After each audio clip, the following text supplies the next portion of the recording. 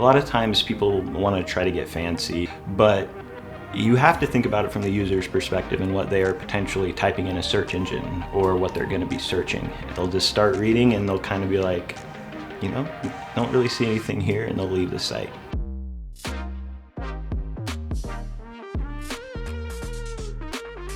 What is website structure?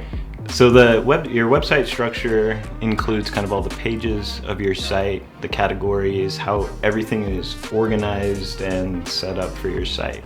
It's basically like a table of contents or directory for your website. What importance does website structure have?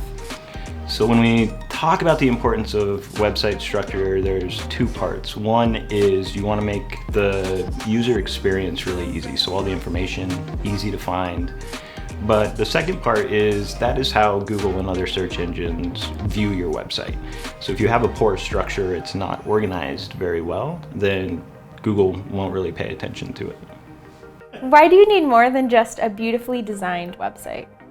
I think that when it comes to the design of your website, it is important, but if you think about it, people can't find your site or use it. It doesn't matter how beautiful or well designed the site is. Does it matter what someone names their website page titles? Yeah, so for naming your pages, you really want to try to get into the mind of the user. And so a lot of times people want to try to get fancy and be creative with the titles that they come up with for their pages, but you have to think about it from the user's perspective and what they are potentially typing in a search engine or what they're going to be searching. And so it's important to use terms and titles that anybody and everybody is probably going to be searching for when they're looking for a site in your industry. How do you suggest positioning pages in your website's navigation? So the navigation is the directory to your website. It's what Google sees. It's what helps people get around the site. And it's really important to put your most important items in your navigation. There's a trend right now to make your navigations minimal, simplify them, but what ends up happening is you take really important pages and you just bury them further and further down in your site. And so the best thing that you can do is just not hide important pages and leave them out there for people to see. What's the right way to use categories and tags within your website? So categories and tags you can think of them like a funnel. So when you're writing content and adding to your website, if you create a category or a tag for a blog post, then somebody can be reading a blog post, we'll just say it's about cats. And if it's tagged to that, they'll be able to click that tag and see just blog posts that have that same tag or category.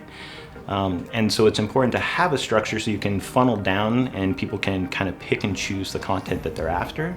But you also don't want to use too many or categorize a post just in every tag or category that you can, because then it kind of defeats the purpose of being able to filter and funnel down.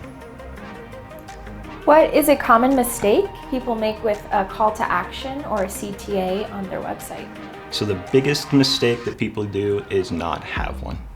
I think there's this misconception that, somebody's landed on my website, they're just gonna leisurely stroll through and read all of this content. But if you do not direct people and tell them where to go and what to click on, they won't.